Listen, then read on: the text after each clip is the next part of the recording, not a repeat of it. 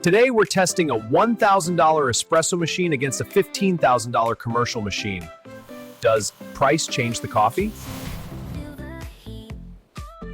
Same coffee beans, same grind size, same dose. This test is fair.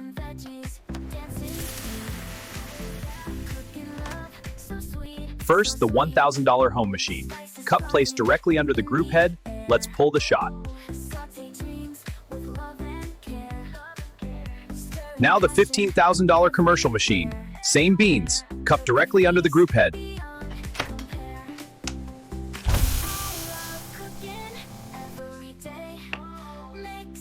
Both shots look good, but the crema and consistency are different.